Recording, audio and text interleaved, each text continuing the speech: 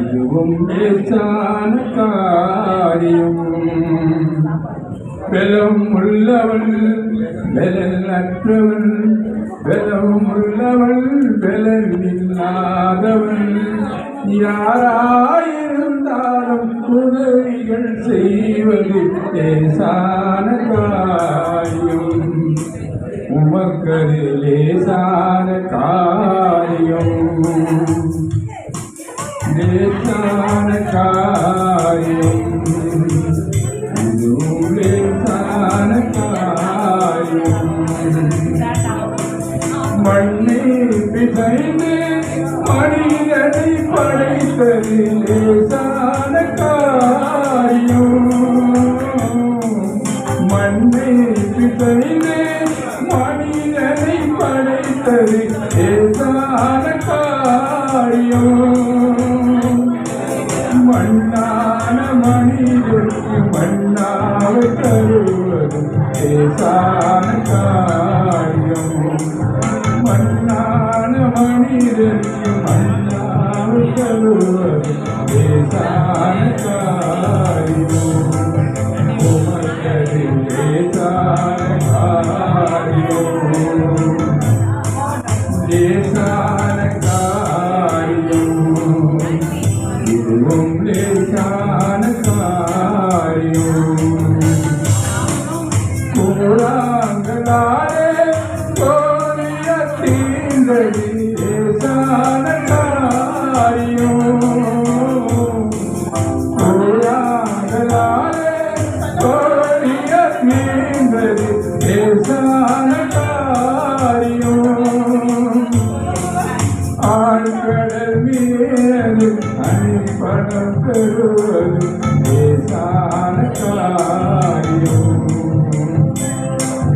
ஆழ்கடல் மீது அணிபடம் பெறுவது லேசான காரியம். உமக்கது லேசான காரியம், லேசான காரியம், இதுவும் லேசான காரியம். கற்பாரை போல கடல் மேல் நடப்பது லேசான காரியம். கற்பாரை போல கடல் மேல் நடப்பது லேசான காரியம். கச்சாடி நீரை கனிரசமாக்குதல் லேசான காரியம். கச்சாடி நீரை கனிரசமாக்குதல் லேசான காரியம். உமக்கது லேசான காரியம், லேசான காரியம், இதுவும் லேசான காரியம். பலம் உள்ளவன் பலன் அற்றவன், பலம் உள்ளவன் பலன் இல்லாதவன், யாராயிருந்தாலும் உதவிகள் செய்வது லேசான காரியம். இயேசுவுக்கு லேசான காரியம். ஹல்லேலூயா.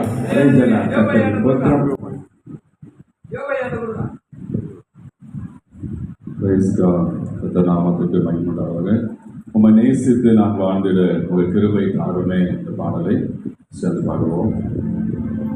உம்மை நேசித்து நான் வாழ்ந்திட உங்க கிருபை தாருமே, உம் வாஞ்சையால் என்னும் தொடர்ந்திட உங்க கிருபை தாருமே.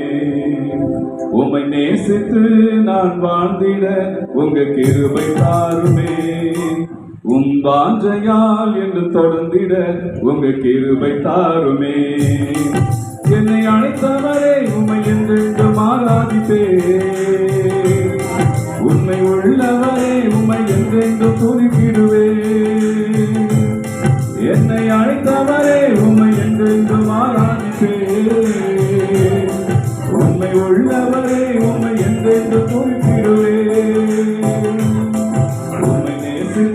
நான் வாழ்ந்திட உங்க கிருபை தாருமே. உம் வாஞ்சையால் என்று தொடர்ந்திட உங்க கிருபை தாருமே.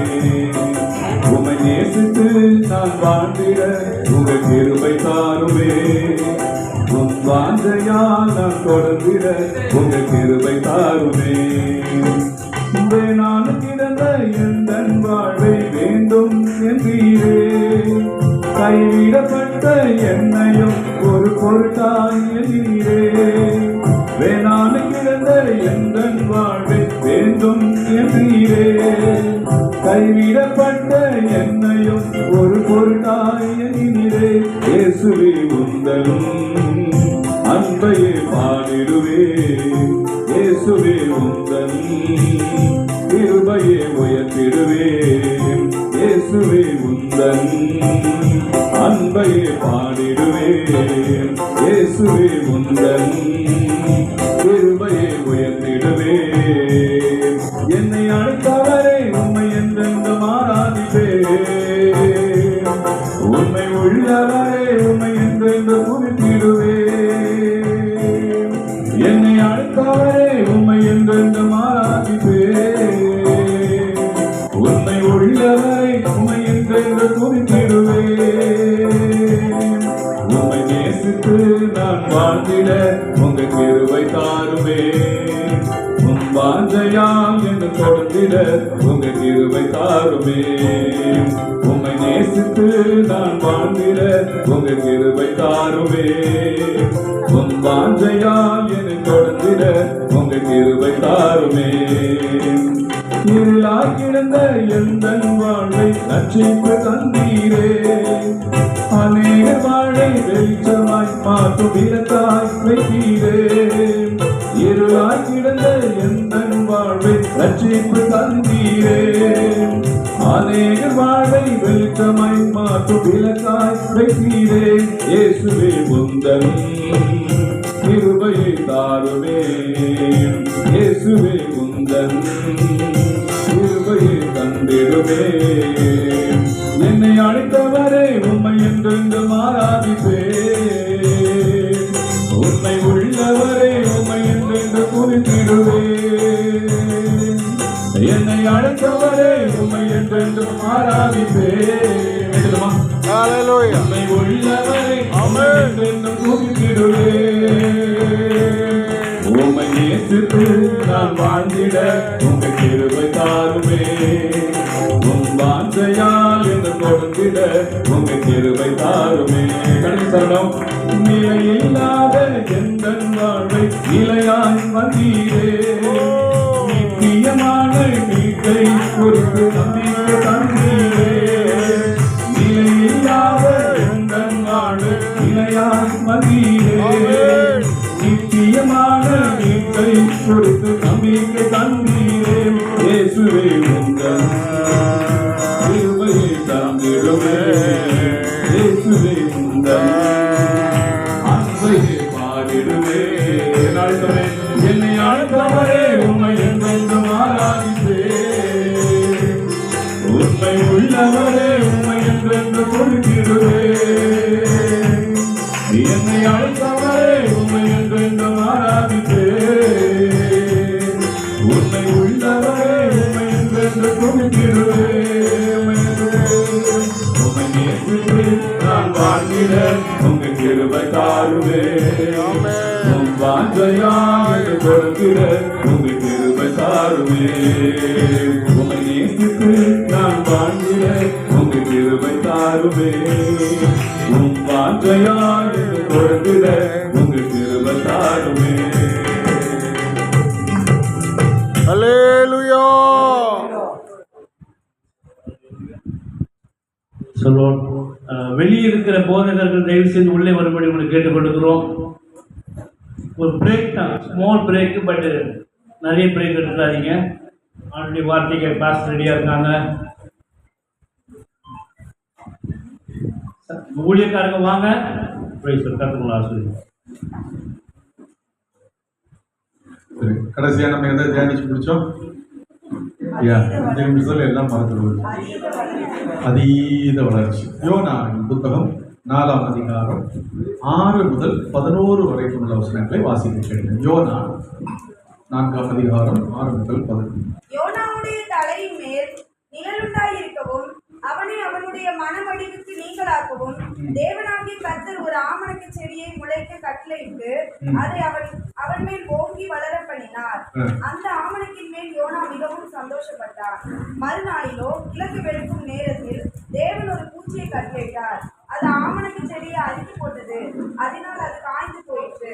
சூரியன் உதித்த போது தேவன் உஷ்ணமான தீர்க்காற்றை கட்டளையிட்டார். அப்பொழுது வெயில் யோனாவுடைய தலையில் படுகிறதினால் அவன் சோர்ந்து போய் தனக்குள்ளே சாவை விரும்பி நான் உயிரோடு இருக்கிறதை பார்க்கிறேன் இருக்கும் என்றார். அப்பொழுது தேவன் யோனாவை நோக்கி நீ ஆமணக்கு நிமித்தம் எரிச்சலாய் இருக்கிறது நல்லதோ என்றார். அதற்கு அவன் நான் மரண பரியந்தமும் எரிச்சலாய் இருக்கிறது நல்லதுதான் என்றார். அதற்கு கர்த்தர் நீ பிரயாசப்படாததும் நீ வளர்க்காததும் ஒரு ராத்திரியிலே முளைத்ததும் ஒரு ராத்திரியிலே அழிந்து போனதுமான ஆமணக்குக்காக பரிதவிக்கிறாயே. வலது கைக்கும் இடது கைக்கும் வித்தியாசம் அறியாத 120,000 பேருக்கு அதிகமான மனுஷரும் அநேக மிருக ஜீவன்களும் இருக்கிற மகா நகரமாகிய நினிவேக்காக நான் பரிதவியாமல் இருக்கிறேன். ஒரு நம்ம எல்லாருமே ஒரு ஸ்பீடி க்ரோத் அப்படின்னா சீக்கிரம் வளர்ச்சி அடையணும். எவ்வளவு சீக்கிரம் முடியுதோ அவ்வளவு சீக்கிரம் என்ன பண்ணிடணும், வளர்ந்துடும் அப்படின்னு நம்ம விரும்புகிறோம். ஆண்டவர் ஒரு ஆமணக்கு செடியை வச்சு கற்றுக் கொடுக்குறாரு. யோனாவுக்கு கற்றுக் கொடுக்குறாரு. என்ன கற்றுக் கொடுக்குறாரு?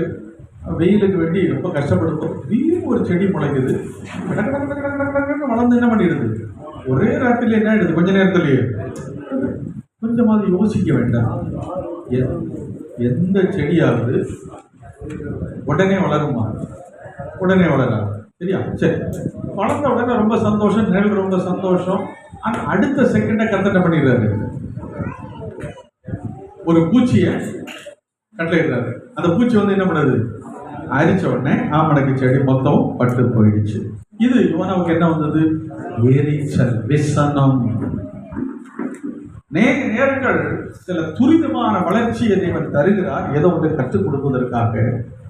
இல்லாவிட்டால் ஒரு துரிதமான வளர்ச்சி நமக்கு வருகிறது, சந்தோஷம்தான். ஆனா அதே தேவன் ஒரு சின்ன பூச்சியை கட்டிருக்கிறார். ஒரு விசுவாசி போதும், அந்த சபம் மொத்தம் போன வாரம் தான் நல்ல சாட்சி சொல்லியிருப்போம். கர்த்தர் சபை ஆசீர்வதிச்சா ஒன்றுமில்லாம வந்து பாருங்கள் இத்தனை ஆத்மாக்கள், அடுத்த ஞாயிற்றுமா அத்தனை ஆத்மாக்களும் காணும்.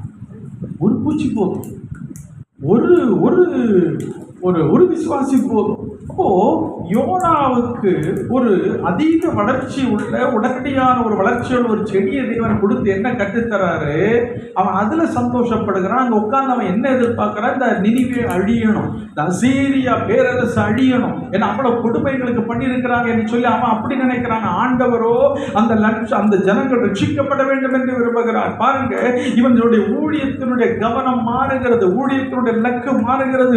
தேவன் விரும்புகிறபடியாக அந்த ஜனங்கள் ரட்சிக்கப்பட வேண்டும் என்பதில் அல்ல அவனுடைய நோக்கம். மாறாக அவன் ஆசை நிறைவேறணும், அவன் பழி வாங்கணும். இனிவே அழியிறது அவனுக்கு என்னது? பழி வாங்கணும். அநேக ஊழியக்காரர்கள் தங்களுடைய ஊழியத்தை தாங்களை கெடுத்துக் கொள்றாங்க. கர்த்தருக்கு ஸ்தோத்திரம். அன்பான தேவ ஊழியக்காரர்களே, கர்த்தருக்கு ஸ்தோத்திரம். நமக்கு ஆண்டவர் ஒரு வளர்ச்சியை தர விரும்புகிறான். அந்த வளர்ச்சி எப்படி இருக்குன்னு தெரியுமா? அந்த வசனத்தில் ஆண்டவர் கற்றுக் கொடுக்கிறார் யோனாவுக்கு. நீ பிரயாசப்படாததும் நீ வளர்க்காததும் ஒரு ராத்திரியிலே முளைத்ததும் ஒரு ராத்திரியிலே அழிந்து போனதுமான ஆமணக்குக்காக பரிதபிக்கிறாயே.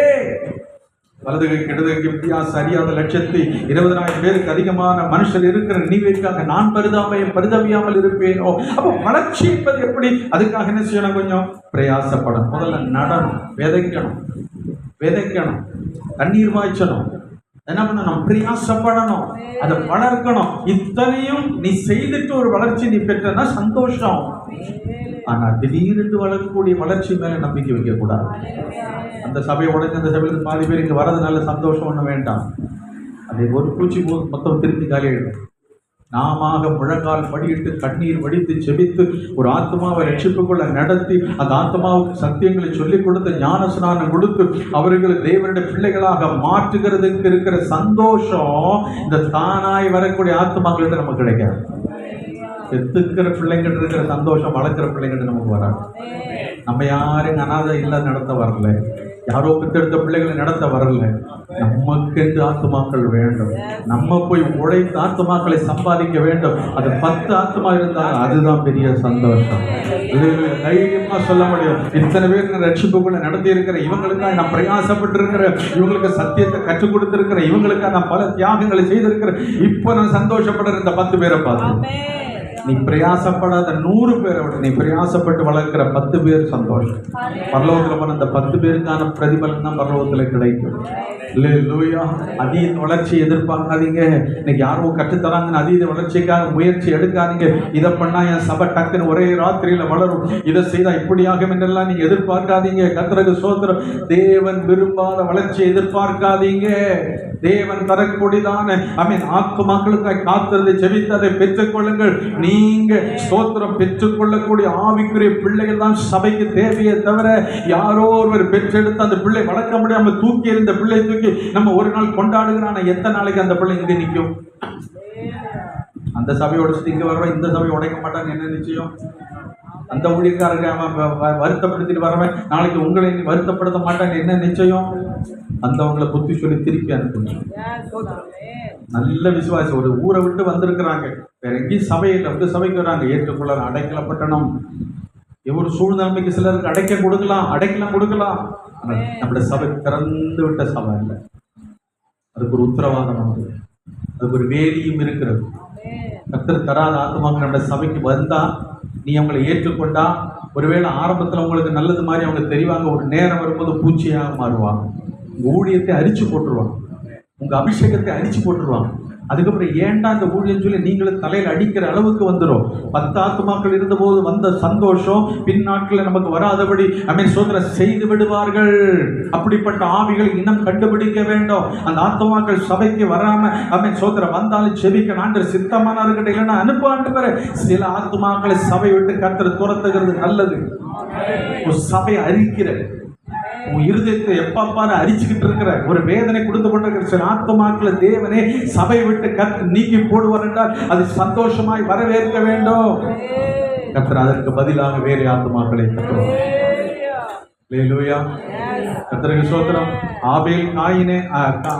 காயின் ஆபேல் என்ன செய்தான்? கொண்டார். அதற்கு பதிலாக சேர்த்து கொடுத்தார். அது ஸ்திரீயின் வித்து, சர்ப்பத்தின் வித்து நமக்கு வேண்டாம். இந்த சர்ப்பத்தின் வித்துனா யாரு? இந்த காயின். வந்தா எப்ப பாரு பிரச்சனை, காணிக்கையில பிரச்சனை, கொடுக்கறதுல பிரச்சனை, ஆறாதல பிரச்சனை, முன்னாடி மைக்கு தரல பிரச்சனை.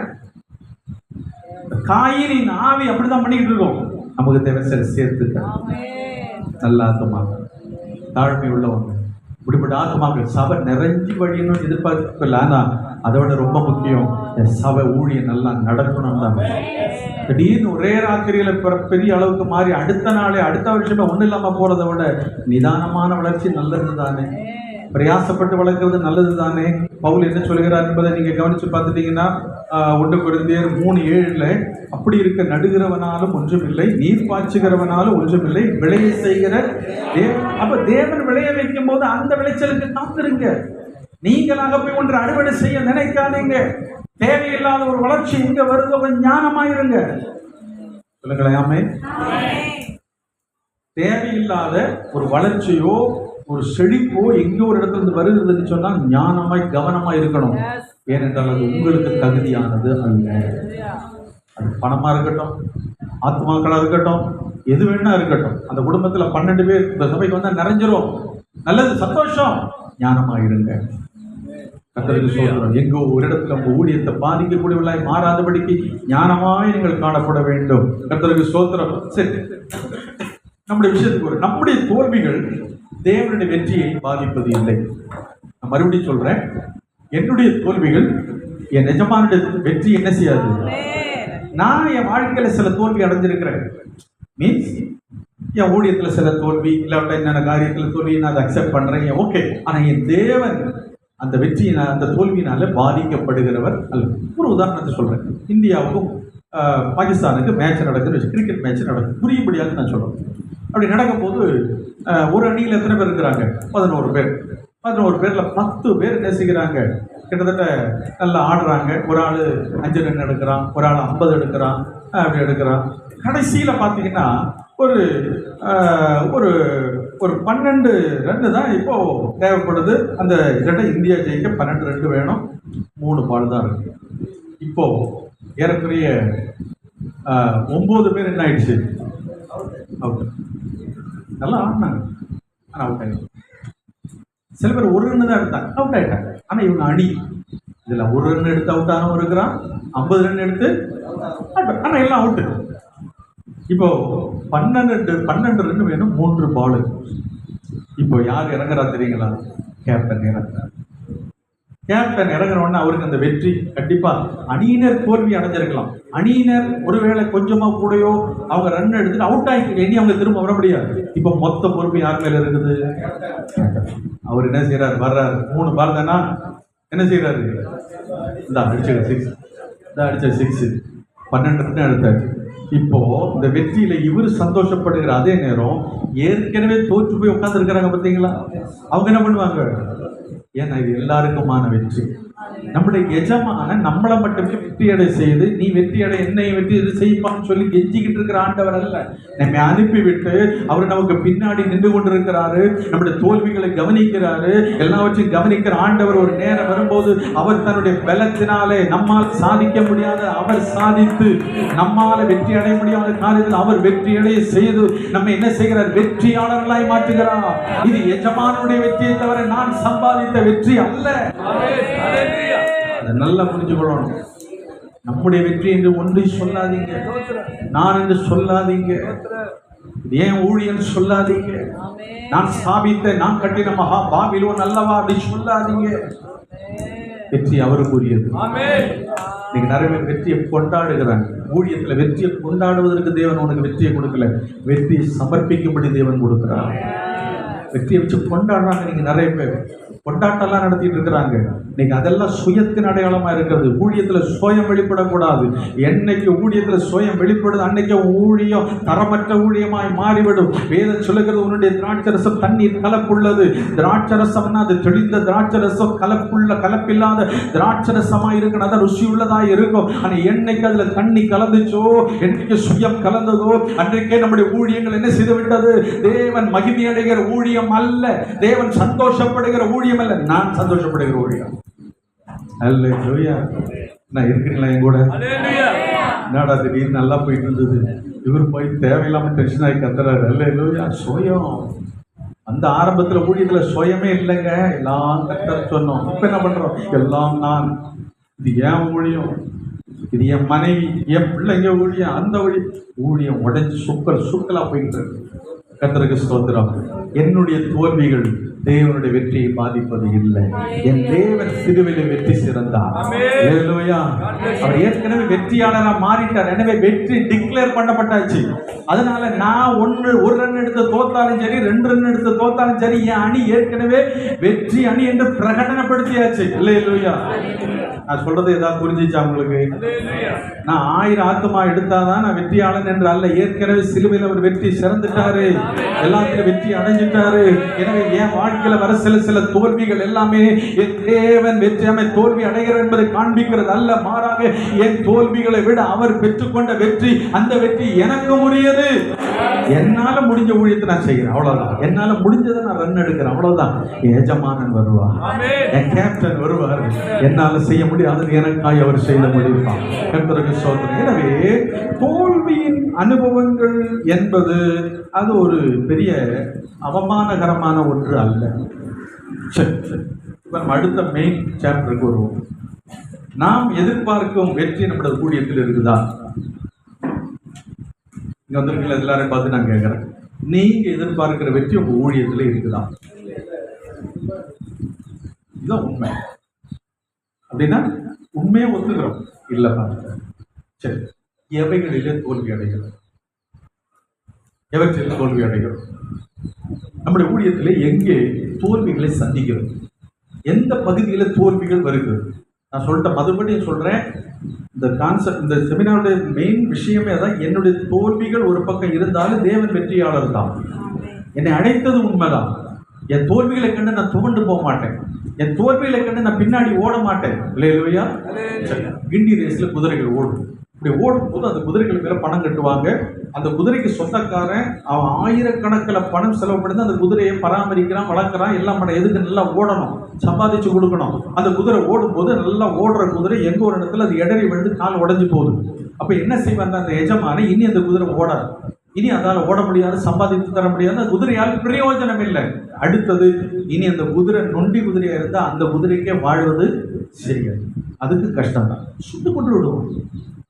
கால் ஒடிந்த ஊனமான ஒரு குதிரை ஓடாமலோ பயன்படாமல் இருக்கும் போது, அது வரைக்கும் நன்றாக வளர்ந்த எஜமானன் அதை சுட்டு கொள்ளும் போது, நம்ம எத்தனை தடவை ஓடி ஓடி எங்கேயோ ஒரு இடத்துல எல்லாம் உடஞ்சி போய் உட்கார்ந்து இருக்கிறோம். எத்தனை தடவை கால் உடைஞ்சிட்டோம், எத்தனை தடவை தரிசனம் உடஞ்சி போச்சு, எத்தனை தடவை அபிஷேகத்தில் உடஞ்சி போனோம், எத்தனை தடவை தோல்விகளை சந்திச்ச. எங்கேயாவது ஒரு இடத்துல எஜமானன் நான் உன்னை அழைச்ச போது இருக்கிற மாதிரி இன்னைக்கு இல்லைப்பா, அன்னைக்கு இருந்த மாதிரி இன்னைக்கு இல்லை, நீ மாறிட்ட, ரொம்ப விலகி போயிட்ட அப்படின்னு என்றைக்காவது உணவு என் மூலம் என்னை தூக்கி ஓடி தொட்டு வெளியே தூக்கி போட்டாரா? இனிமே நீ வேண்டான்னு சொல்லியிருக்கிறா? இல்லை, இன்னும் நம்ம மேல நம்பிக்கை வைக்க. எஜமான இன்னைக்கு நம்ம மேல பெரிய நம்பிக்கை வச்சிருக்கிறாரு. அந்த நம்பிக்கை தான் நமக்கு இன்னைக்கு நிலைநிறுத்தி கொண்டு தவிர என் திறமையோ இல்லை விட்டா நான் இன்னைக்கு முன்ன பிரசங்கம் பண்ண சரி இப்போ நல்லா நான் பண்றேன், இல்லைடா புண்டை என்னால் ஊழியன்னா என்னென்ன தெரியாது இன்னைக்கு எல்லாரும் எனக்கு இதனால நம்ம நிலை நிற்க வைக்கணும். எஜமானுக்காய் கர்த்தருக்கு ஸ்தோத்திரம். நம்மளுடைய ஊழியத்தில் எந்த பகுதிகளை தோல்வியில சந்திக்கும்? உங்களை பார்த்து ஒரு கேள்வி கேட்குறேன், சரி எவைகளில தோல்வியை சந்திக்கிறோம் சொல்லுங்களேன். உங்க ஊழியம் தோல்வி எங்கிருந்து ஆரம்பிக்கும்?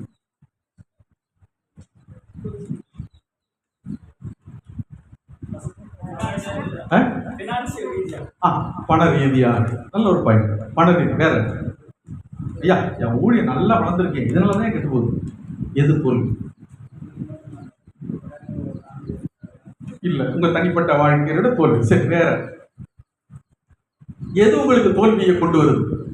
இது மட்டும் இல்லைன்னா பாஸ்டர் இன்னைக்கு நான் வந்துட்டு ஊழியத்துல நல்லா இருந்திருப்பேன் பாஸ்டர், எந்த காரியம்?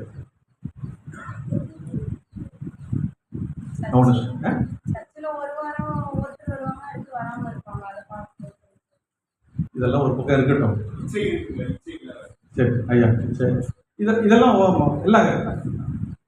ஒரு ஊழியம் உடைஞ்சு போவதற்கு தோல்வியடைவதற்கு மிக முக்கியமான காரணம் ஊழியக்காரர் குடும்பம் தான். குடும்ப தோல்விகள், குடும்ப உறவில வரக்கூடிய தோல்விகள் என்ன செய்யும்? இந்த ஊழியத்தையும் பாதிக்கும். நல்லா புரிஞ்சுக்கணும். தோல்வி என்பது எங்கிருந்தோ வருகிறது இல்லை, உங்ககிட்ட இருந்து ஆரம்பிக்கும். ஒரு ஊழியக்காரன் அழைச்ச ஆண்டவர் ஊழியக்காரனுக்கு துணையா இருக்கக்கூடியதான் யாரை கொடுத்திருக்கிறாரு? இந்த சைடு வந்துடுறாரு. ஆதாம படைச்ச ஆண்டவர் யாரை படைச்சு கொடுத்தாரு? ஏவாளை படைச்சு என்ன பண்ண கொடுத்தாரு? துணையா இருக்கதான் கொடுத்தாரு, தவிர வேதனையா இருக்க கொடுக்கல. ஒவ்வொரு பழத்தை பறிச்சா சவுக்குன்னு கடிச்சா மயில் கொண்டு வந்து கொடுத்தா அதோட சாப்டர்.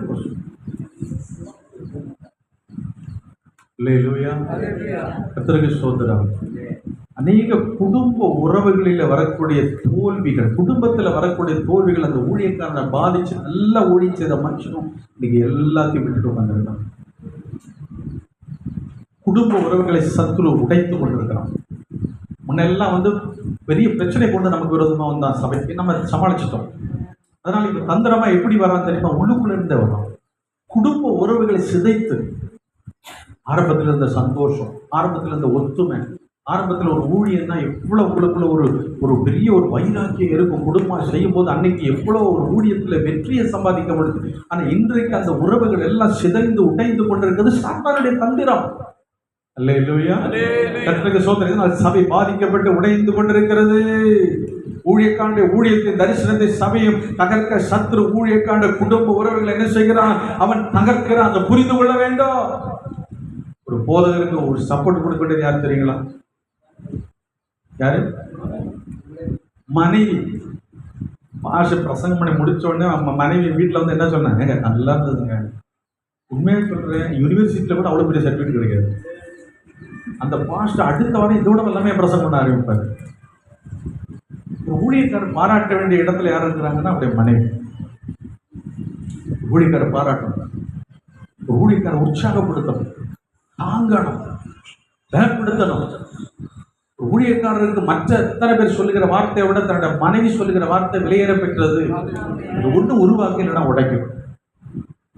ஹலோ, நான் இதெல்லாம் சொன்னா சைலண்ட் ஆகின்னு எனக்கு நல்லா தெரியும். இல்லை இல்லையா?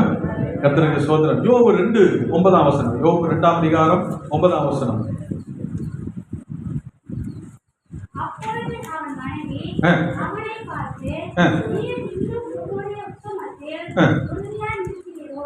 தேவனை தூஷித்து ஜீவனை விடு. பாருங்க எவ்வளவு நல்ல உபதேசம் கொடுக்குறா பார்த்தீங்களா? பாஸ்டர் உடஞ்சு போயிருக்கிறார், விசுவாசி போச்சு, அப்ப இப்படி ஆச்சு. கவலைப்படாதீங்க ஐயா, கவலைப்படாதீங்க. என்ன இதுக்கெல்லாம் போய் சோர்ந்து போறீங்க? 2 ஆத்மா போயிட்டு நீங்க சோர்ந்து போய் கத்த நமக்கு 4 ஆத்மாவை அவன் அப்படி சொல்ல என்ன சொல்றா? போய் ஆடு வெறுக்கட்டில் போய் நல்ல கயிறை வாங்கிக்க, 2 முழம் கயிறு தூக்கமாட்டி சாவும். இல்லை, எதுக்கு உயிரோடு இருக்கிற ஊழியர்? எதுக்கே ஊழியக்காரோட மனைவி கேட்குற கேள்வி நான் சொல்றேன். அதுதான் சாப்பிட்டா இருப்பாங்க. கேட்குற கேள்வியெல்லாம் என்ன இருக்கும்? அந்த ஊழியக்காரன் உடஞ்சு சிதைஞ்சு போவதற்கு காரணமான வார்த்தைகள் எல்லாம் வரும் பார்த்தீங்களா? இல்லையா? கர்த்தருக்கு விசுவாசம் கூட ஈஸியாக ஜெயிச்சுட்டு அந்த ஊழியர்கள். பெரிய பிரச்சனை கூட ஈஸியாக சமாளிச்சுட்டு வந்துட்டு இருக்குது. ஆனால் சிலரோட குடும்பத்திலேருந்து வரக்கூடிய சில வார்த்தைகள் இருக்கும் பார்த்தீங்களா? உண்மையை சொல்ல அந்த ஊழியக்காரன் பரலோகத்தில் போன பெரிய கிரீடமாக தான் கிடைக்கும். இதையெல்லாம் தாங்கிட்டு அந்த ஊழியக்காரன் ஊழியம் செய்தாருன்னா தனி கிருபை வேணும். இல்லையா? இதெல்லாம் சொல்றதுனால நீங்க என்ன தப்பா நினைக்கக்கூடாது. நீங்களும் அப்படின்னு சொல்றதுக்கு இல்லை. நான் சொல்றது உலகத்துல மற்ற இடங்களில நடக்கிறத நான் சொல்லித்தரேன். யோபின் மனைவி என்ன சொல்றான்னு பேசாம என்ன பண்ண? தேவனை தூஷித்து ஜீவனோட வேலைக்கு போயா? ஊழியக்காரன் மனைவி சொல்லக்கூடிய காரியம் என்ன? என்னத்தை சம்பாதிக்கிற? அந்த ஊழியக்காரனை பாரு, வேலைக்கு போ, வீட்டுல எதுவுமே இல்லை பாரு. இதெல்லாம் சொல்றதுக்கு கர்த்தர் ஒன்று அடிச்சார். ஆபிரகாமை பின்பற்றி வந்த சாராளை கவனிச்சு பாருங்க. கீழ்ப்படிந்தான். எப்படி கீழ்ப்படிந்தான்?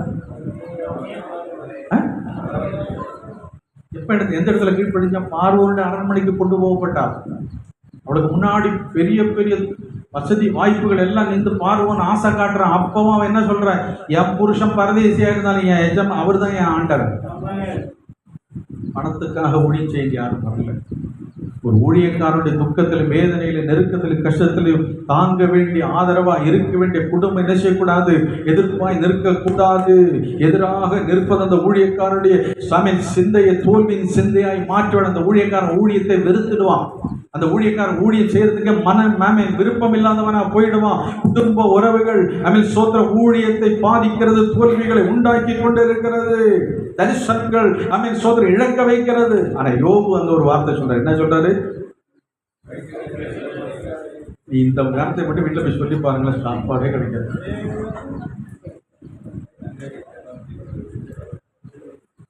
பைத்தியக்காரி பேசுறாங்க.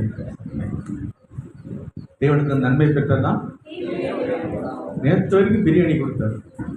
இன்னைக்கு கஞ்சி தான் குடிக்கணும். தேவன் தான் சந்தோஷமா ஏன் ஏற்றுக்கொள்ள முடியல? தேவன் தரக்கூடிய நன்மைகள் சில வேளை அதிகமா தருகிறாரு, தேவைக்கு தருகிற சில வேளை நெருக்கம் வரும். அந்த நெருக்கங்களிலே உண்மையாய் ஊழியம் செய்யணும், ஆதரவா நிற்கணும், அது கூட நிற்கணும், இருக்கிறத பகிர்ந்து உள்ள சாப்பிட பழக வேண்டும். ஊழியம் என்ற அதுதான் ஊழியம். சம்பாதிக்கவோ, நல்லா சாப்பிடவோ, நல்ல வசதியா வாழ்வதற்கோனா வேலைக்கு நம்ம போயிருக்கலாமே, ஏன் ஊழியத்துக்கு வந்தோம்? அவருடைய சித்தம் அவருடைய சித்தம் செய்யும் போது பாடுகள் உண்டு, நெருக்கம் உண்டு, சகிக்க தான் வந்திருக்கிறோம். சகிக்க இல்லையா? பைத்தியக்காரி பேசுற மாதிரி பேசுங்க. இல்லையா? சரி, 2வது பார்த்துட்டீங்கன்னா 2 சாமுவேல் 6:16 வாசிச்சீங்கன்னா 2 சாமுவேல் 6:16 கர்த்தருடைய பெட்டி தாவீது நகரத்துக்குள் பிரவேசிக்கிற போது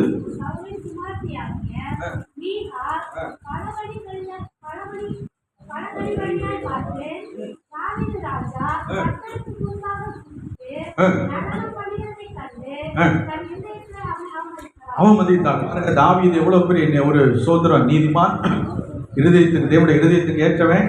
உடன்படிக்கை பெட்டிக்கு முன்னாடி அவன் என்ன பண்றான்? தான் பிரச்சனை அந்த வீட்டில்.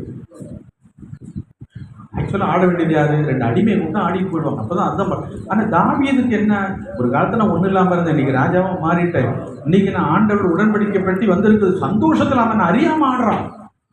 ராஜ வஸ்திரத்தை விட்டு அடிமையின் வஸ்திரத்தை தரிச்சு ஆடுறான். வீட்டுக்கு வந்ததுலேயே பிரச்சனை ஆரம்பிச்சு போச்சு. நீங்க என்ன பிரச்சனை பண்ணீங்க? நீங்க யாரை பார்த்து பிரச்சனை பண்ணீங்க?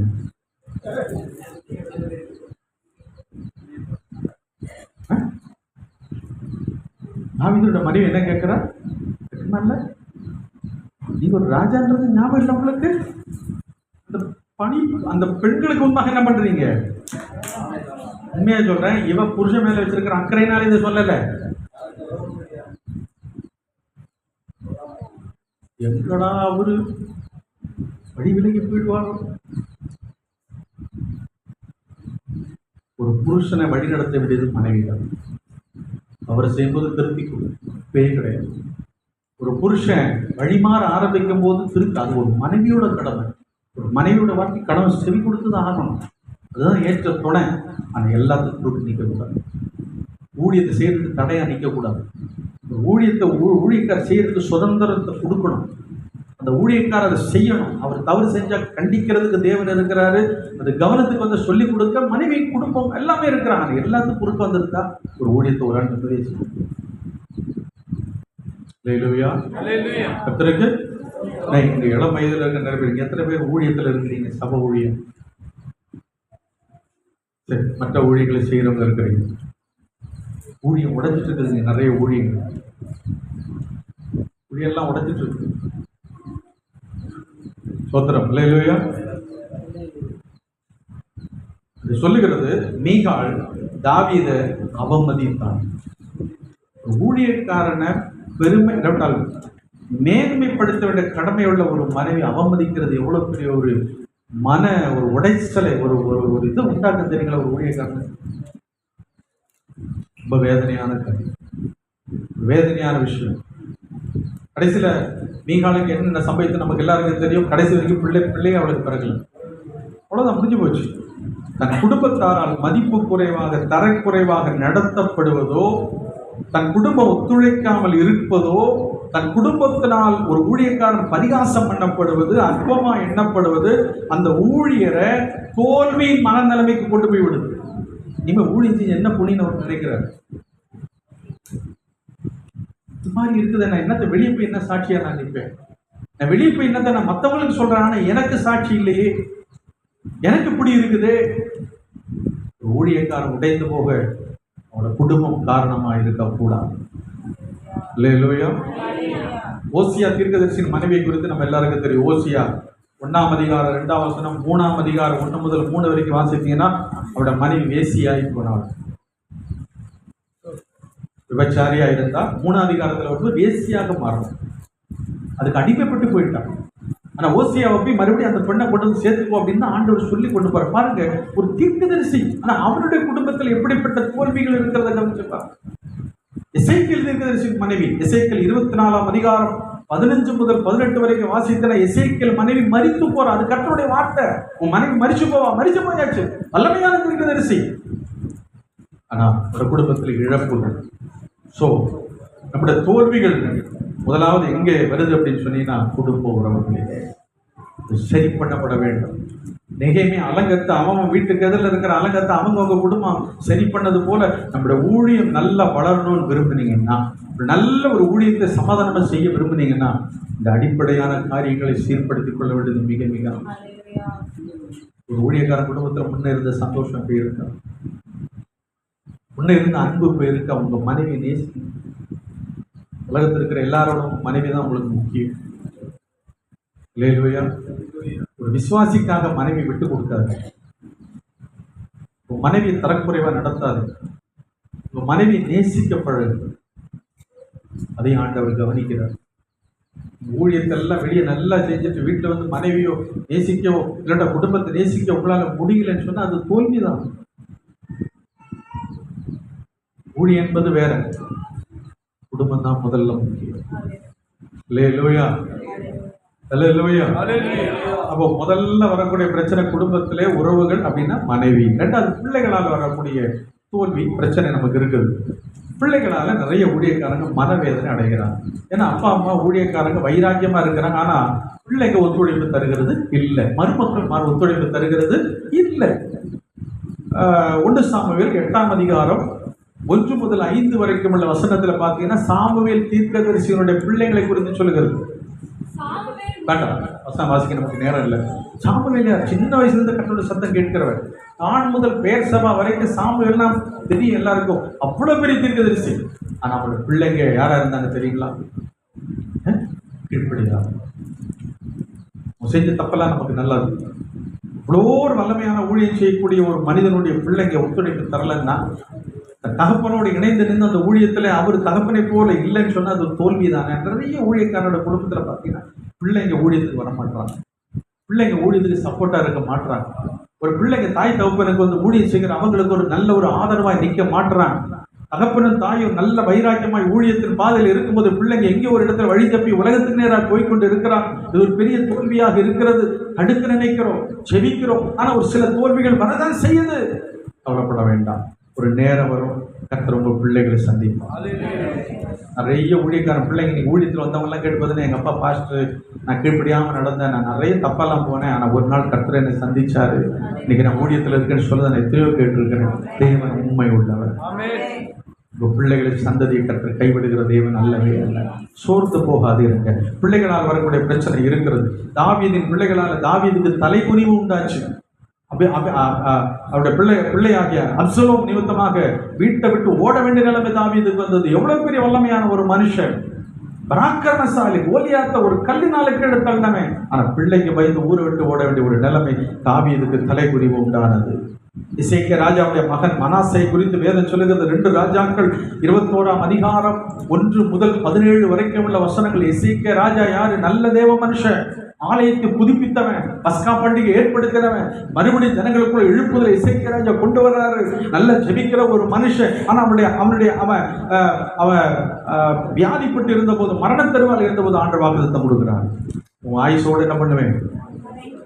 15 வருஷம். அப்படி பிறந்த பிள்ளை தான் மனாசே. ஆனா பிறந்த பிள்ளை மனாசே யார் தெரியல? மோசமானவனாக. தகப்பா நல்ல ஒரு தெய்வீகம் உள்ளவன், ஆனா பிள்ளை யாரு? சோத்திரம், தேவனுக்கு பயப்பட. நான் ஏன் சொல்ல வரேன்னா, பிள்ளைகளாலே உண்டாகக்கூடிய மனவேதனைகள் சில ஊழியக்காரருக்கு தோல்விகளை கொண்டு வரலாம். ஆனாலும் தேவன் ஒரு நாளுக்கு நம்மை கைவிட மாட்டார். தேவன் எல்லாவற்றையும் அவர் பார்த்து கொள்ளுவார். கர்த்தருக்கு சோத்திரம். கண்ணீரோடு நம்முடைய பிள்ளைகளுக்காக நாம் செபிப்போம். ஒரு நேரம் வரும்போது கர்த்தர் என்ன செய்வாரு? அல்லேலூயா, எல்லாவற்றையும் சரியாய் கர்த்தர் உண்டு மாற்றி தருவாரு. நம்முடைய பிள்ளைங்க வழி தப்பி போறதுனால நம்ம சரியில்லைன்னு அர்த்தம் இல்லை. நிறைய ஊழியக்காரர் அங்கதான் பாதிக்கப்படும். என் பிள்ளைங்களே கீழ்ப்படியில, நான் போய் என்ன தப்பி போட்டு, என் குடும்பமே சரியில்லை, நான் போய் என்ன பிரசங்கிக்க, அப்படி நினைக்காதீங்க. ஊழியத்தை செய்யுங்க. உண்மையாக நீங்க உங்க பிள்ளைகளை தப்பாக வழி நடத்து, விசுவாசங்களை வழி நடத்தி கொண்டு போறான். ஒருவேளை அவங்க தவறான வழியில போகலாம், ஒத்துழைக்காம இருக்கலாம், ஆனா உங்க ஊழியத்துக்கு அது ஒரு தடையா இருக்க அனுமதிக்காது. விசுவாசம் அதை தான் விரும்புறான். அவன் எதை காட்டுறான்? நல்லா பிரசங்கம் பண்ற பத்தி அவன் குடும்பம், நீ பண்றதுக்கு ஒரு தகுதி இருந்தா, இந்த ஒரு குற்ற உணர்வு நம்மளை பாதிக்கும். இந்த கில்ட்டி ஃபீலிங்ஸ், குற்ற உணர்ச்சி, இதுக்கு வெளியே வாங்க. உங்க வாழ்க்கையில் இருக்கிற தோல்விகளை பார்த்து பார்த்து உட்காராதீங்க. நீங்க வெளியே தைரியமா எழுப்புங்க. கர்த்தர் உங்களுக்காக எனக்காக யுத்தம் செய்வார். 3வது, ஒரு குடும்பத்திலிருந்து வரக்கூடிய பிரச்சனை என்ன தெரியுங்களா? குடும்ப தேவைகள் சந்திக்கப்படாது. பெரிய பிரச்சனை ஊழியக்காரனுக்கு இதுதான். ஊழியக்காரன் பார்த்துட்டீங்கன்னு சொன்னா நிறைய நெருக்கப்படுறாரு, தேவைகளுக்கு ரொம்ப கஷ்டப்படுறாரு, பிள்ளைங்க ஸ்கூலுக்கு ஃபீஸ் கட்ட கஷ்டப்படுறாரு, அனுதின தேவைக்கு கஷ்டப்படுறாரு. சில நேரம் வீட்டில் என்ன இல்லை? பால் இல்லை. ஒரு பாஸ்டர் தான் பைபிள் ஸ்கூல் நடத்திட்டு இருக்கிறாரு. பைபிள் ஸ்கூல் நடத்தும் போது கரெக்டாக காலையில் 11 மணிக்கு அவருக்கு டீ வேணும். அப்போ வீட்டில் பார்த்து கூப்பிடுவார். மனைவி வீடும் பைபிள் ஸ்கூலும் ஒன்று தான். அப்போது மனைவி பேரை சொல்லி கூப்பிடுவார். அவர் டீ கொண்டு வந்து வைப்பாங்க. ஆனால் ரொம்ப நெருக்கமான ஒரு நேரம். இவர் 11 மணிக்கு பைபிள் ஸ்கூலில் நடத்திக்கும் போது பேரை சொல்லி கூப்பிட்டு, சாய் எடுத்துட்டு வா, சாய் எடுத்துட்டு டீ எடுத்துட்டு. அந்த அம்மா அங்கேருந்து வந்தாங்க. ஒரு கிளாஸை கொண்டு வந்து டேபிள் வச்சு அவங்க பட்டு போயிட்டார். ஜோதிடா எல்லாம் படிப்போம்னு சொல்லி ஒரு கிளாஸ் எடுத்தார். பார்த்து வெறும் கிளாஸ். அதுக்கு என்ன அர்த்தம்? வீட்டில் என்ன இல்லை? ஒன்றும் இல்லை. வீட்டில் ஒன்றும் இல்லை. நீங்க டீ கேட்குறீங்க, பால் இல்லை, சக்கரை இல்லை, டீ தூள், அது பஸ் அடையாளம். அதை பார்த்தீங்களா எவ்வளோ அழகாக அதை வெளிப்படுத்துறாங்க. சோதரம் அல்லேலூயா. சுத்தமானுடைய வாழ்க்கையில் நெருக்கம் உண்டு. சில நேரம் நிறைவாக நடத்துவார். போதும் போதும் என்கிற அளவுக்கு எல்லாம் தருவார். சில வேளை நம்மளை என்ன பண்ணுவார்? நெருக்கத்தின் பாதையில் தான் நடத்துவார். அது ஒரு நன்மைக்காக தான். லோயா ஒரு நாள் வரும், அன்றைக்கு நாம் சாட்சியாக நிற்போம். ஒரு காலத்தில் நாங்கள் கஷ்டப்பட்டோம், ஆனால் இன்றைக்கு நாங்கள் என்ன செய்திருக்கிறோம்? நாங்கள் ஆசீர்வதிக்கப்பட்டிருக்கின்ற தலைமுறைகள், பிள்ளைகள் சொல்லக்கூடிய அளவுக்கு கர்த்தர் மாற்றுவா. குடும்ப தேவைகள் சந்திக்கப்படாததுனால நீங்கள் ஊழியத்துக்கு தகுதி இல்லாதவர்கள் அல்ல. சம்பாதிக்க திறமை இல்லைன்னு யார் வேணா சொல்லிட, சம்பாதிக்க வரவில்லை. இதெல்லாம் வச்சு நீங்க எப்படி கேட்கலாம்? ஐயா நான் பிரசங்கம் பண்றேன், நான் கர்த்தர் சந்திப்பார், உன் தேவை சந்திப்பார் விசுவாசிகள் சொல்றாங்க. என் வீட்டில் நான் எப்படி பிரசங்கம் பண்றது? ஆபிரகாமுக்கு பிள்ளை இல்லை, ஆனா அவன் போய் என்ன பண்றான்? பார்வோரோட அரண்மனையில் இருக்கிறவங்களுக்கு ஜெபம் பண்றான். அவங்களுக்கு எல்லாம் பிள்ளை பேரு. ஆனா ஜெபிக்கிற பாஸ்டருக்கு நிறைய பேர் கேட்குறாங்க, உங்களுக்கே முதல்ல ஒன்றும் இல்லை, நீங்கள் போய் மற்றவங்களுக்கெல்லாம் நீங்கள் என்ன பண்ணுறது? ஊழியம் என்பது அப்படிதான். இல்லையா? நம்மை வைத்து தேவனையோ நம்மை வைத்து ஊழியத்தை எடை போடாதீங்க. நம்முடைய குறைவுகளை கொண்டு வந்து ஊழியத்தில் நிறுத்தாதீங்க. நம்முடைய குறைவெல்லாம் நிறைவான பிற்பாடு தான் நான் ஊழியத்தை செய்வேன்னு சொல்லாதீங்க. குறைவு நடுவில், இல்லாமை நடுவில், நெருக்கத்தில் உண்மையாக ஊழியம் செய்கிறோமா இல்லையா என்பதை கர்த்தரனே செய்கிறாரு, கவனிக்கிறார். அதுதான் உண்மையான ஊழியம். எல்லாம் நிறைவா இருக்கும்போது செய்கிற ஊழியத்தை விட நெருக்கத்தில் செஞ்ச ஊழியம் கவனிச்சு பாருங்களேன், மகிமையா இருக்கும், பிரகாசமா இருக்கு. சொல்லுங்க. அல்லேலூயா, அல்லேலூயா. கர்த்தருக்கு ஸ்தோத்திரம். குடும்ப உறவுகளிலிருந்து வரக்கூடிய தோல்விகள் அநேக நேரம் நம்மை வளர்ச்சி அடைய வைக்கும். சரி, ரெண்டாவது என்ன தோல்வி தெரியுங்களா? ஊழியத்தில் இல்லாட்ட சபையில் சந்திக்கக்கூடிய தோல்வி. இது ஒரு பெரிய பாவம்.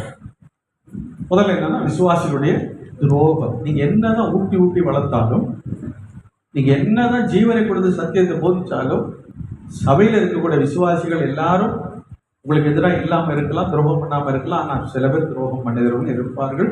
அதையும் தேவனே அனுமதிக்கிறார். சொல்லுங்களேன். ஆமென்.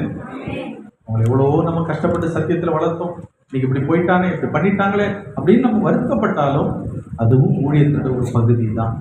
எல்லாரும் கடைசி வரைக்கும் நம்ம கூட இருக்க போகிறது இல்லை. அப்படி இருந்தால் அந்த இடம் பத்தாது. ஆமென். அல்லேலூயா. எல்லாரும் நம்ம கூட கடைசி வரைக்கும் இருப்பாங்கன்னு சொல்ல முடியாது. சில பேர் இருக்கலாம், மீதி உள்ளவங்க என்ன பண்ணலாம்? சிறகு முளைச்சா பறந்துதானே ஆகணும். நம்மகிட்ட வரும்போது கஷ்டத்துல வர்றாங்க, அவங்களை வளர்த்து ஆளாக்குகிறோம், கஷ்டத்தை கூட நிற்கிறோம், கல்யாணம் பண்ணி வைக்கிறோம், எல்லாம் செய்கிறோம், பிள்ளைக்கு பேர் கூட வச்சாச்சு. ஆனா எந்த விசுவாசி இன்னைக்கு வேற சபையில் உட்கார்ந்து இருப்பாங்க, வண்ணாசமா போவாங்க. எவ்வளவு நன்மை செஞ்சு தெரியுமா அவங்களுக்கு? அப்படி இல்லை, அவங்கள பார்த்து சந்தோஷப்படலாம். இன்னொரு சபைக்கு நீ போயிருந்தாலும் உன்னை ரட்சிப்புக்குள் நடத்துறது நான் தான். உன் ஆவிக்குரிய தகப்பன் நான் தான் பெத்தெடுத்து. இது எவனாலும் மாற்ற முடியாது. இனி உனக்கு ரெண்டாவது ஒரு ஞானசானம் யாரும் கொடுக்க போறதும் இல்லை. அப்ப ஏன் ஊழியத்தை நான் செய்து முடிச்சுட்டேன். நான் சொல்றது உங்களுக்கு புரிஞ்சதுங்களா? ஏன் ஊழியத்தை நான் முடிச்சுட்டேன், அதனாலதான் அந்த ஆத்மா போய் வேற ஒரு இடத்துல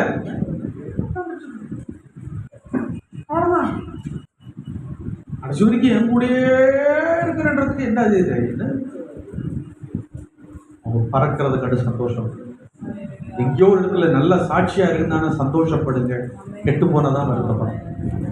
பிடிச்சிட்டு திரியறான்ப்பா. ஆனா இன்னொரு சபையில போய் அவன் ஊழியம் செய்யறான், இன்னொரு சபையில போய் நல்லா ஆராதிக்கிறான், அங்க இருக்கிற விசுவாசிகள் அவன் தான் லீடர் தான், யார் முதல்ல சந்தோஷப்படணும்? நான் கேட்கிறேன், கெட்ட பிள்ளைங்க போல கூட இருக்குதா இன்னைக்கு நம்ம கூட? அப்புறம் இல்லை விசுவாசி நம்ம பார்க்க கஷ்டப்பட்டு வளர்த்த பிள்ளைகளே ஒரு காலம் வந்து மம்மி டாட்டா டாடி டாட்டா நான் போட்டேன். விசுவாசி மட்டும் கடைசி பிள்ளை கிடையாது. கர்த்தர் எந்த கால வரைக்கும் விசுவாசிகளை நம்முடைய கரங்களில் தேவன் தந்திருக்கிறாரோ அது வரைக்கும் உண்மையாய் அவர்களை மேய்க்க வேண்டும். ஒருவேளை கர்த்தர் அவங்களை கொண்டு போறாரா, முதல் நூற்றாண்டு சபையில பாருங்க, ஸ்தேவான், பிலிப் எல்லாம் விசுவாசியான ஊழியத்துல கர்த்தர் பயன்படுத்துறாரு, பல இடங்களுக்கு கொண்டு போறாரு. அதை கண்டு பேதுரு சந்தோஷம் தான் பண்ணணும். என்ன விட நீ பெரிய ஆள் ஆகிட்டியா அப்படி சொல்ல வேண்டிய, பெரிய ஆள் ஆகணும், அதுதான் ஊழியம். என்னை விட என்ன விசுவாசிக்கிறோம், நான் செய்கிறது பாருங்கள் பெரிய கிரியைகளை செய்வார். ஏசு செய்யாத அற்புதங்களை கூட அப்போஸ்தலர்கள் செய்தாங்களே. நான் சந்தோஷப்பட வேண்டியன்னா ஏன் இன்னைக்கு உடஞ்சி போய் உட்காந்துட்டு இருக்கோம்? என் ஆத்மா எல்லாம் போயிடுச்சு, ஏன் கவலைப்படுறீங்க? இல்லை இல்லையா, உங்க ஆத்மா உள்ளதான் இருக்கு. உங்க ஆத்மா போனால் நீங்க செத்துருவீங்க. எந்த ஆத்மா அது எங்க இருக்கணுமோ கர்த்தர் கொண்டு போய் வச்சிருக்கிறார், அவ்வளவுதான். ஆனா அதே இடத்துல வேற ஒரு ஆளை கொண்டு வந்து உட்கார நம்ம சபை மெக்கானிக் ஷாப் மாதிரி. கை உடைஞ்சது, கால் உடைஞ்சது, பஞ்சர் ஆனது எல்லாம் வரும். ஐயா ஐயா, அதை ஊதி ஊதி ஊதி அதை ஒரு வழியாக்கி நல்ல நல்ல பழப்பழன்னு ஆக்கின பிற்பாடு அது என்ன பண்ணுவோம்? இப்போ அது ஓடணும்ல, இது மெக்கானிக் ஷாப்லேயே இருக்கும்போது அடுத்த வண்டி வரும் கை உடைஞ்சு. ஊழி அதுதான். நீ எல்லாரையும் வளர்த்தணும், எல்லாரையும் உருவாக்கணும், எல்லாருக்கிட்ட எதோ ஒன்று எதிர்பார்க்காத. கர்த்தரோட ஊழியத்தை உண்மையா செய், பிரதிபலன் அவர் தரட்டும். மனுஷன் கிட்ட இருந்து நம்ம நன்மை எதிர்பார்க்க வேண்டாம். நன்றி அறிதலையும் என் ஊழியத்தை என் கடமையை செய்யணும், அவ்வளோதான். எங்கிருந்தா நல்லா வாழ்த்தி அனுப்புங்க. நீங்க விசுவாசிகள் துரோகம் 2 தெசலோனிக்கேயர் 2ஆம் அதிகாரம் 3ஆம் வசனம் 4ஆம் வசனம் சொல்லுகிறது, எவ்விதத்தினாலும் ஒருவனும் உங்களை மோசம் பார்க்காதபடிக்கு எச்சரிக்கையாயிருங்கள், ஏனெனில் விசுவாச துரோகம் முந்தி நேரிட்டு அப்படின்னு சொல்லி இந்த வசனம் நிறைய. அப்போ கடைசி காலத்துல கண்டிப்பா என்ன இருக்கும்? விசுவாச 2 விசுவாசியோட பின்மாற்றம், எதிர்ப்பு நம்மளை ரொம்ப உடைச்சு போட்டுருது, தோல்வியை கொண்டு வர ஒரு சிந்தையை கொண்டு வந்துடுது. விசுவாசியோட பின்மாற்றம். கலாத்தியர் 1:6 சொல்லுகிறது, உங்களுக்கு கிருபையினால் அழைத்தவரை நீங்கள் இவ்வளவு சீக்கிரமாய் விட்டுவிட்டு வேறொரு சுவிசேஷத்தை திரும்புறது குறித்து நான் என்ன செய்கிறேன்? பவுல் சொல்றாரு, எவ்வளவு கஷ்டமா உங்களுக்கு நான் போதிச்ச சபையா உருவாக்குற பெரிய அப்போஸ்தலன். அவரே சொல்றாரு, தாத்தமா எல்லாம் அப்படி போயிடுச்சு, தாத்தமா பின்மாற்றத்துல போயிடுச்சு, நியாயப்பிரமாணத்துக்கு திரும்ப போறாங்களே, வேதனைப்படுகிறார். நீங்க எவ்வளவுதான் கடினமான ஊழியர்களை செய்தாலும் சில இழப்புகள் வரும், சில விசுவாசிகள் பின்மாறுவாங்க, சில பேர் எதிர்ப்பாங்க. எல்லாத்தையும் சகிக்க ஆண்டோட கிருபை கேட்டு பெற்றுக்கொண்டாங்க. இல்லை இல்லையா, உங்க ஊழியம் அதனால தவறான ஊழியம் அல்ல, நீங்க சரியா போதிக்கலன்னு அர்த்தம் இல்லை, அது கிடையாது, கிடையவே கிடையாது. உங்க ஊழியத்துல எவ்வளவுக்கு எவ்வளவு நீங்க கர்த்தருக்காக உண்மையா இருக்கிறீங்களோ அவ்வளவுக்கு எவ்வளவு அதுல என்ன இருக்குது, இப்படிப்பட்ட தன்மைகளும் வரதான் செய்யும். எல்லாவற்றையும் நம்ம பக்குவமா எடுத்துக்கொள்ள வேண்டும். 3வது, விசுவாசிகளுக்கு முன்பாக நம்ம தோற்று போக வேண்டியிருக்கு. 1 கொரிந்தியர் 4ஆம் அதிகாரம் 8 முதல் 13 வரைக்கும் உள்ள வசனங்களை நீங்க வீட்டுல போய் வாசிச்சு பாருங்க. அதுல பவுல் சொல்றாரு, நிறைய காரியம் சொல்லிட்டு வர்றாரு. சொல்லிட்டு அங்க கடைசியா சொல்லிட்டு வரும்போது, நாங்கள் இந்நேர வரைக்கும் பசி உள்ளவர்களும் தாகம் உள்ளவர்களும் நிர்வாணிகளும் குட்டுண்டவர்களும் தங்க இடமில்லாதவர்களுமாய் இருக்கிறோம். எங்கள் கைகளினால் வேலை செய்து பாடுபடுகிறோம், வையப்பட்டு ஆசீர்வதிக்கிறோம், துன்பப்பட்டு சகிக்கிறோம், தூஷிக்கப்பட்டு வேண்டிக் கொள்கிறோம். இந்நாள் வரைக்கும் உலகத்தின் குப்பையை போலும் எல்லாரும் துடைத்து போடுகிற, எல்லாரும் தொடச்சு போடுற அந்த அழுக்க துணியை போல, கந்தையை போல எந்த அளவுக்கு பவுல் விசுவாசிகளுக்கு முன்பாக தன்னை தாழ்த்த வேண்டிய நிலைமை அவர் வந்திருக்கு பாருங்க. விசுவாசிகளுக்கு முன்பாக என்னைக்கு ஸ்டெடியா நிற்க முடியாது, சில இடத்துல தோற்று தான் போவோம். நம்ம என்ன சொன்னாலும் அவங்க முரண்டு தான் பிடிப்பாங்க. அவங்க செய்யற தப்பு பெருசா சொல்ல மாட்டாங்க, நம்ம தப்ப தான் சொல்லுவாங்க. சரி பிரதர், அப்படியே இருந்துட்டு போட்டோம் அப்படின்னு பண்ணிட்டு போங்க. சில இடத்துல தோற்று போங்க, அடுத்த பார்த்துக்கணும், தோற்று போங்க, விட்டு கொடுங்க. நாம் நம்முடைய நீதிக்காக போராட வேண்டிய அவசியம் இல்லை. நான் யார் என்பதை நான் ஊழியத்துல காமிக்கவோ பாரு அப்படின்னு சொல்ல வேண்டிய அவசியம் இல்லை. ஒரு விசுவாசிக்கு முன்பாக ஒரு ஊழியக்காரர் தோற்று போகிறது ஒன்று தவறு ஒன்று கிடையாது. பரிசுத்த அப்போஸ்தலர்கள் ஊழியக்காரர்கள் விசுவாசிகளுக்கு முன்பாக எவ்வளவு பெரிய ஊழியக்காரர் சொல்றாரு பாருங்க, நாங்கள் உலகத்தின் குப்பையை போலவும் எல்லாரும் துடைத்து போடுகிற அழுக்கு கந்தையை போலும் அழுக்கை போலவும் நாங்கள் மாறுகிற. ஊழியத்தில் எந்த அளவுக்கு நம்மளை தாழ்த்துகிறோமோ அந்த அளவுக்கு நம்ம சோத்திரம், நம்முடைய ஊழியங்களிலே வெற்றிகள் தானாய் கடந்து வரும். சில இடத்துல தோற்று போக ஆண்டு சொல்றாரா, தோற்று இல்லையா இல்லையா. அவர் சொல்றாரு, நான் உங்களுக்கு சத்தியத்தை சொன்னதுனால நான் சத்ரு ஆனேனோ. ஆமா, சத்தியத்தை சொன்னா யாரும் மாலை போட்டு பாராட்ட மாட்டாங்க, டார்கெட் பண்ணுவாங்க. சிவாஜிக்கு மாத்திரம் நீங்க போட்டு தள்ளுறதுக்கு உரிமை இருந்தா நிறைய ஊழியர்கள் போட்டு தள்ளிட்டு போயிட்டே இருப்போம். பல வெறியோட அங்கே விசுவாசி எல்லாம் இருக்கிறான். இல்லை இல்லையா, உண்மை அர்த்தம் எங்க வீட்டுக்கு இல்லை இல்லையா. நிறைய விசுவாசி வீடு விஷயம் வரும்போதுதான் அவனோட போக்கெல்லாம் காட்டுறாங்க. நான் சபையில் வைராக்கியமா நல்லா போதிங்க, ஒரு விசுவாசி ஒரு பிரச்சனை, ஒரு இஷ்யூ அந்த விசுவாசி ஏற்கனவே வீட்டுக்கு வரணும் பாட்டு நினைச்சு உட்காந்து எனக்கு தெரியாது. நானே என் மனைவி சாயங்காலமாக வீடு விசிட்டிங் போல சொல்லி கூட்டிகிட்டு போன அந்த வீட்டுக்குள்ளே நுழைஞ்ச கரண்ட் வேறு இல்லை, ஊர் ஜனல்லாம் வெளியே உட்காந்துருக்குது. நான் வீட்டுக்குள்ளே நுழைஞ்சு தான் தாமதம் எவ்வளோ பெரிய டார்ச் எடுத்து அடிக்க ஓடி வந்தார் அந்த மனுஷன். வெளியே புரட்டி போட்டாருங்களே, ரோட்டில் தள்ளி விட்டார். அழுதுகிட்டே இருந்தேன் நான் என் மனைவி. விசுவாசி என்னதான் சொல்கிறான், உன்னை காணிக்க கொடுக்க காத்திருக்குல்ல.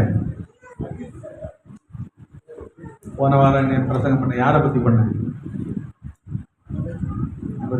ஆமா அப்பா கிட்ட பள்ளிக்கு கரப்ப பூச்சிக்க நான் பிரசங்கம் பண்ண முடியும்?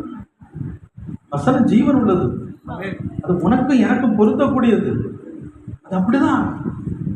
ஆனால் அதை ஏற்றுக்கொள்ள மாட்டான், அவன் ஏற்றுக்கொள்ளவே மாட்டான்.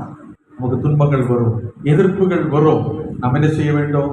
பொறுமையாக இருக்க வேண்டும். மூணாவது ஒரு பிரச்சனை சபையில் என்ன வருதுன்னா பொருளாதார பிரச்சனை. பொருளாதார பிரச்சனை, தேவைகள் சந்திக்கப்படாது. கட்டடங்கள் எல்லாம் அப்படியே அறகுறையா நிற்கும். பாருங்க, நம்ம ஆண்டவர் வல்லமை உள்ளவர், அப்படிதானே? பெரிய ஆண்டவராக இருக்கு. அண்ட சராசரன் ஒரு வார்த்தையில படிச்ச ஆண்டு ஒரே வார்த்தை சொன்னா இது பெரிய ஏசி கட்டடமா மாறாது. நம்ம சபையில் எவ்வளவு நெருக்கப்படுறோம், எவ்வளவு தேவை. முன்ன காலத்துலலாம் சாதாரணமா இந்த மாதிரி இல்லை, ஓலப்பேரை போட்டு சும்மா ஒரு ட்ரம் வச்சு உட்காந்தாலே அங்கே 50 விசாரி 100 விசாரி தானே வந்து உட்காரோம். இன்னைக்கு வந்தவொடனே முதல்ல எங்க பாக்குறாங்க தெரியல, ஊழியர்கள் அபிஷேகத்தை பார்க்க மாட்டாங்க. அப்படி என்ன அர்த்தம்? அந்த விசுவாசி அவ்வளவுதான், முடிஞ்சு போச்சு. ஆடியோ சிஸ்டம் இது அன்னைக்கெல்லாம் ஊழியக்காரன் கத்துவான், மெழுகுத்தி இப்படி பிடிச்சிட்டு கத்துற இந்த மெழுகுத்தி அணையணும், அவ்வளோ கத்தி ப்ராக்டிஸ் இருக்கும். இன்னைக்கு இவ்வளோ பெரிய ஆடியோ சிஸ்டம், மிக்சர் என்ன அதென்ன இதென்ன வச்சாலும் விசுவாசிக்கு இது பத்த மாட்டேங்குது. சோத்திரம் நல்ல இரவையா. அப்போ நிறைய நேரம் தேவைகள் சந்திக்கப்படாமல் இருக்கும். 1 ராஜாக்கள் புத்தகம் 17ஆம் அதிகாரம் 1 முதல் 14 வரைக்கும் வசனத்தில் எலியா தீர்க்கதரிசி சாப்பாட்டுக்கு எவ்வளோ கஷ்டப்பட்டிருப்பாரு. பெரிய தீர்க்கதரிசி மழை வானத்துக்கு மழை பெய்யாமல் அடைச்சாரு.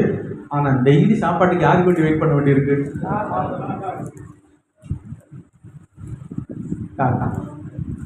அந்த காக்கா வந்தா வயிறு அது காலில் ஒரு வாட்டி வரும், மீதி நேரம் தண்ணி பிடிச்சி வயிற்று நிரப்பிக்கிட்டு. காக்கா வாயில் என்ன 1/2 கிலோவை கொண்டு வருது? காக்கா வாயில கொண்டு வருது என்ன பண்ண? அது சைட் டிஷ் கூட பத்தாது. 6 மாதம் கஷ்டப்படுறாரு. 6 மாதம் காக்கா வந்து நின்ற உடனே எரியாவுக்கு ஒரு பெரிய நிம்மதி. ஆஹா, கத்தருக்கு சோத்திரம், அடுத்தது பெரிய வழி திறக்க போறாரு. அப்ப ஆண்டவர் சொல்றாரு, போ சாரி பார்த்துக்கு போ, ஒரு விதவைக்கு கட்டலட்டேன். அவ இவரு நினைச்சிட்டு போறாரு பெரிய பணக்கார விதவை போல இருக்குது. அங்க போனா அதுவே 2 சூழ்நிலை பொறிக்கிட்டு இருக்கு. சோத்திரம். சாப்பாட்டுக்கு ரொம்ப நெருக்கப்படுறாரு. அந்த அம்மா கிட்ட வம்பு பண்ணி கேட்கிறாரு, ஒரு அடையில ஒரு துண்டு கொடுமா, ப்ளீஸ் கொடுமா. வம்பு பண்ணி கேட்டு சாப்பிட வேண்டிய நிலைமை. நிறைய நேரம் நெருக்கத்தின் பாதையில நடக்க வேண்டி இருக்கிறது. அப்போஸ்தலர் 20:34 சொல்லுகிறது, நீங்கள் அறிந்திருக்கப்படி எனக்கு என்னோடு கூட இருந்தவர்களுக்கு வேண்டியவைகள் இந்த கைகளே செய்தது. நெருக்கங்கள். அடுத்தது 3 ஊழியத்துல மதிப்பு குறை, கனவீனமான சூழ்நிலைமை. நம்ம 10 நிமிஷம் எடுத்தா அவங்களுக்கு தப்பு ஒன்றும் இல்லையே. இல்லையா? மதிப்பு குறை. நம்ம ஊழியத்தை கனமான ஊழியத்தை தான் செய்யணும். ஆனால் எல்லா இடத்துலையும் நமக்கு மதிப்பு தர்றாங்களா? எல்லா விசுவாசிகளும் மதிக்கிறாங்களா? இல்லை. சில வேளை கன குறைவு, கனவீனம் நம்ம சந்திக்கிறோம், மதிப்பு குறைவுகளை சந்திக்கிறோம். அதை நம்ம பெரிதுபடுத்த வேண்டிய அவசியம் இல்லை. உண்மையாக நம்ம கடினமான ஊழியத்தை செய்தாலும் யாரும் பாராட்ட மாட்டார்கள். நம்முடைய குறைகளை தான் பெருசா பேசுவாங்க, நல்லதை யாரும் பேச மாட்டாங்க. நம்முடைய திறமைகளை மற்றவங்க அங்கீகரிக்காமல் இருப்பது நம்மளை பாதிக்குது. மற்றவங்களை உயர்த்தி நம்மளை சில இடத்துல தாழ்த்திடுவாங்க. அதுவும் நமக்கு பெரிய தோல்விகளை கொண்டு வருகிறது. அடுத்தது கடைசியாக நான் முடிக்க போறேன். தனிப்பட்ட வாழ்க்கையில் உண்டாகக்கூடிய தோல்வி. முதல்ல குடும்ப உறவுகளிலே தோல்வியை நம்ம சந்திக்க. 2 சபை ஊழியம். 3 தனிப்பட்ட வாழ்க்கை. அநேக நேரம் நம்முடைய சுபாவங்களினால நமக்கு தோல்வி வரும்.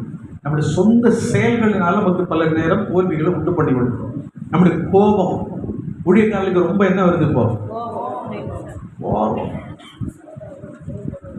கோபம் வந்துடுது. அது ஊழியத்தை பாதிக்குது. அது நல்லது செய்யறதுன்னா அதிகமாக கெடுதல் தான் செய்யும். மோசே கோபத்தினால பேச வேண்டிய இடத்துல கண்மலை என்ன பண்றான்? அடிச்சிடறான். தண்ணி குடிச்சிட்டு எல்லாரும் போயிட்டான், சோத்திர பாஷன்னு சொல்லிட்டு போயிட்டான். ஆடுங்க வா, நான் உனக்கு என்ன சொன்னேன்? கண்மலையை பார்த்து பேச, நீ என்ன பண்ண? நீ காணாம போக. அவரு சிம்பிளா ஒரே வேலை முடிச்சுட்டு போயிட்டே இருக்கு. ஒருவேளை ஊழியத்தை நம்ம ஒருவேளை செஞ்சு நிறைய பேருக்கு நன்மை கிடைச்சிருக்கலாம். அந்த எங்கோ ஒரு இடத்துல கோபத்தினால நம்ம எல்லாவற்றையும் இழந்து போயிட்டோம்.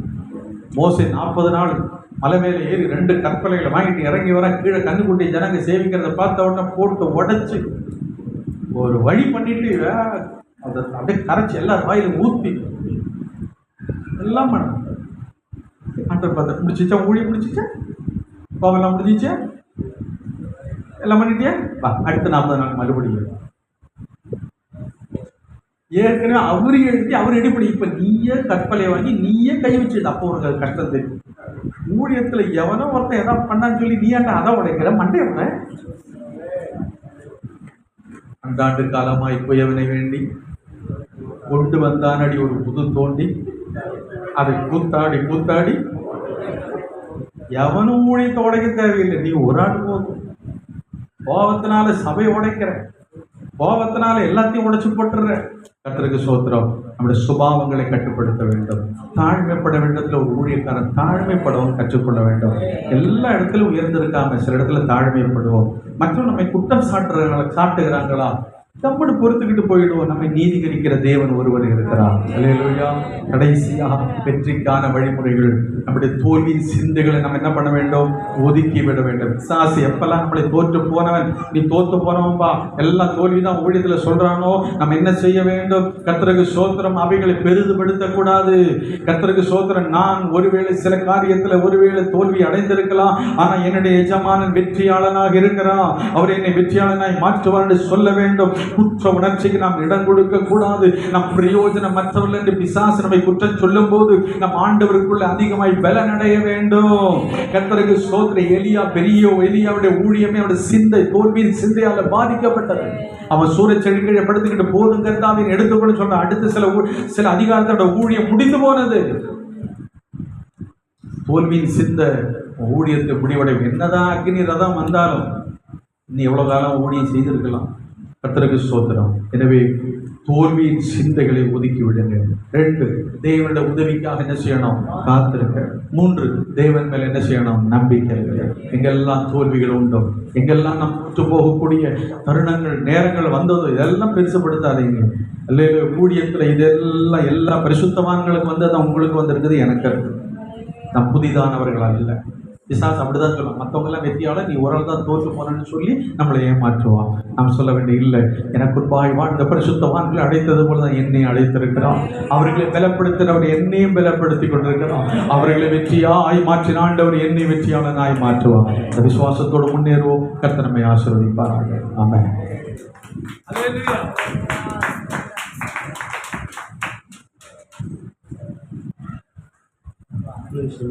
We have been listening the word of God last 2 hours. கடைசி வார்த்தையை நாம் கேட்டுக்கொண்டிருக்கிறோம். And word of God is like a mirror. வேத வசனம் ஒரு கண்ணாடியாக இருக்கிறது. And I am sure you were looking at the mirror and going through the word of God. நீங்கள் வேத வசனத்தை கேட்க கேட்க நீங்கள் ஒரு கண்ணாடி முன்பதாக நின்று கொண்டிருக்கிறீர்கள். And I was blessed by hearing the word, and I was looking at the mirror through the word of God. இந்த வார்த்தையினாலே நான் ஆசீர்வதிக்கப்பட்டிருக்கிற கண்ணாடி முன்பதாக நின்று பார்க்கிற ஒரு வண்ணமாய் காணப்படுது. I am sure you are also like that, and we have one more session after the food, and that will be the final session for this meeting. இந்த நீங்களும் ஆசீர்வதிக்கப்பட்டு இருப்பீர்கள் என்று விசுவாசிக்கிறோம். ஆகாரத்துக்கு பிறகு மீண்டும் ஒரு செக்ஷன் இருக்கிறது உங்களுக்காக. We want to thank the Lord for blessing us through the word of God. ஆண்டவருடைய வார்த்தைக்காக நாங்கள் நன்றி செலுத்துகிறோம். And also we have a physical food ready for us now. இவ்வளவு நேரம் ஆவிக்குரிய ஆகாரத்தை புசித்தோம். இப்போது மாம்சத்துக்குரிய ஆகாரத்தை புசிக்க போகிறோம். And Pastor Sadhu will explain to you how to do it. And after the food, we will gather one more time here, and Pastor will conclude his message with that session. இப்போ நாம் ஜெபிக்க போகிறோம். கேட்ட தேவ வார்த்தை நல்ல ஒரு அருமையான ராஜேந்திர குமார் நல்ல ஒரு பிரசங்கம். நான் வெளியே நின்று கேட்டோம். ஒரு ஊழியக்காரனை உற்சாகப்படுத்துகிறோம். அல்லேலூயா. அநேக மேடு பள்ளங்களை தாண்டி போய் கொண்டிருக்கிறோம். நம்மளை உற்சாகப்படுத்தி கொண்டிருக்கிற அந்த வார்த்தையினால அதுக்காக ஒரு நிமிஷம் காலம் தட்டிடலாமே. நானுடைய வார்த்தைக்காக பேசுகிற தாசனுக்காக ஸ்தோத்திரம். இந்த வார்த்தை முடிந்தோட ஒரு சின்ன ஜபம் இருக்குது. உங்களுக்கான ஆகாரம் இருக்கிறது. எல்லாருக்கும் ஆகாரம். நீங்கள் சொன்ன மாதிரி வெஜிடேரியன் சாப்பிட்லாம். நான் வெஜிடேரியன் சாப்பிடலாம். உங்களுக்கு பிரியாணி ஆயத்தமாக சாப்பிட்டு 1:45 1:45க்கு முடித்து விடலாம். ஐ திங்க் நான் நினைக்கிறேன். அது பிறகு நமக்கு ஒரு 2 மணிலேருந்து ஒரு 45 மினிட்ஸ் ஒரு செக்ஷன் இருக்குது. அது முடித்து நாம் ஜபத்தோட ஆசீர்வாதத்தோட இங்கிருந்து நாம் கலந்து சொல்ல போகிறோம். அருமையான பாஸ்டர் அவங்க ஐயா கொஞ்சம் முன்னே வாங்க. அருமையான ஐயா அவர்கள் கடைசியாக இந்த முதல் செக்ஷன்